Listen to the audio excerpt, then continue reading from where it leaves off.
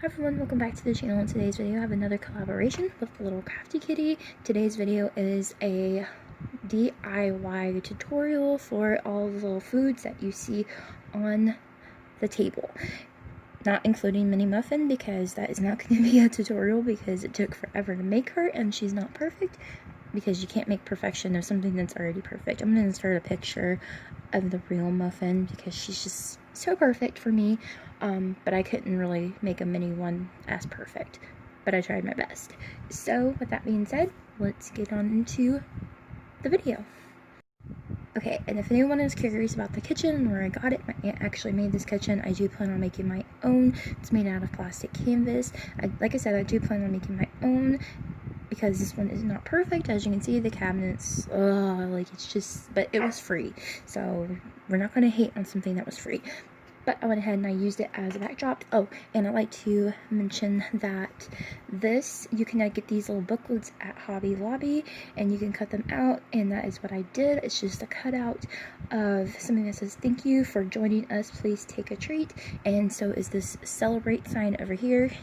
Also, that wreath over there, I actually just made it out of a hole punch that is like a whole bunch of little Christmas trees. I thought they looked cute, like leaves, and then just like a watercolor effect to the paper for it. But that being said, let's go ahead and get into this.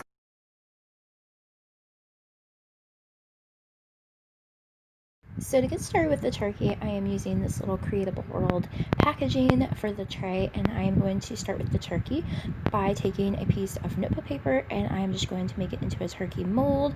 By molding it, you can also add water on it if you want to. I totally didn't do that for this time, but now I'm going to add the hot glue onto the turkey paper mush, and I am just going to add that all the way around it. And for the wings, I'm using my fingers to actually make it. I'm just pinching it while it's not too hot. And for the legs, I am actually using these barbecue skewers. You could use toothpicks too, just cut off the pointy ends and go ahead and add more hot glue. And now I'm just going to go ahead and paint it with several different little browns and oranges, and that's basically all there is to this. And then if you want to, you can totally add some real seasoning to it with a little bit of Mod Podge. I would use Mod Podge to gloss over it to make it a little bit more shiny, and so the paint doesn't like flake off when you are playing with it. So now onto the turkey pan, I am using this bendable wire. You can use a paper clip for this too, and I'm just going to hot glue it onto the sides, and I'm going over with a little bit more hot glue so it doesn't like peel off easier, so it'll just stay a little bit more durable on it. I'm also using a silicone tool. You could use your fingers too, but just be cautious because hot glue does burn and you don't want to rip off any skin while you are making crafts, because that is no fun. And I'm just adding a little bit more hot glue, and then after that I am going to take this pewter gray. You can use any kind of gray that you have. This is just the only one that I have, and I am just going over it with a light coat of the gray onto the pan. And now I'm actually going to use this burnt lumber brown. It's like a dark, dirty brown. It's beautiful, and I'm going over it with the gray after the gray had dried. And this is plastic, so be very careful because it does scratch easily. And now I'm going to use this bronze because it's going to give it that shiny, greasy look, because you know, like sometimes when your pans are a little bit burnt and crispy, they do get that shiny look. I'm also using some. So to get started with the banana pudding, I'm also going to be using a Creative World packaging. Again, this part was on top of the clothes, and it's a clear, and I went ahead and I cut it out because this was already a perfect square.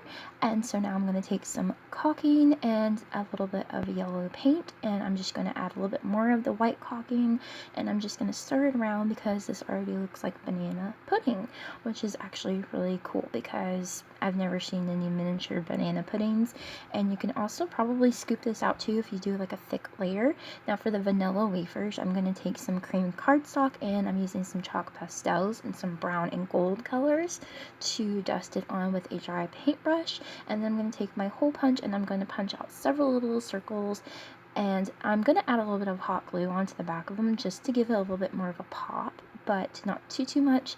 And now I'm just taking some nail art, which are the bananas.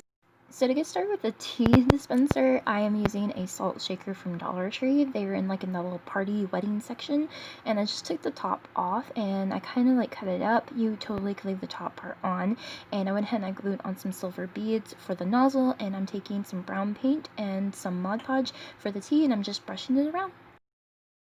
So now for the cheesecake tarts, I did realize that I forgot to show the cheesecake part, but it's basically the same thing as the tart. I'm taking some green cardstock and I'm cutting out little circles. I did about 10 circles for the cardstock and also for the cheesecake too.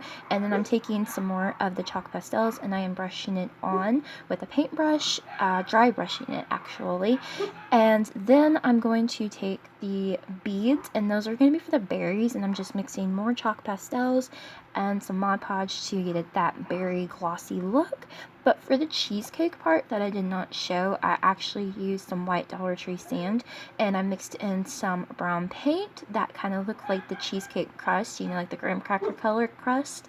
And I also mixed in some Mod Podge, and that is all that I did, and it didn't take that long to dry, and it just made a cheesecake crusty kind of look for the bottom of it. But that is basically it. I would also like to mention on the cheesecake, as you can see, the little pieces on the display thing that I had showed you at the beginning of this video. The cheesecakes doesn't have little berries on it, the ones that I had cut off, and that is because the berries are actually removable, because I did use Mod Podge and Muffin is barking and beads and the chalk pastels like I did for the tart. I used that and I just put it on some plastic so I could peel it off and just stick it on the pie or the cheesecake if I wanted to.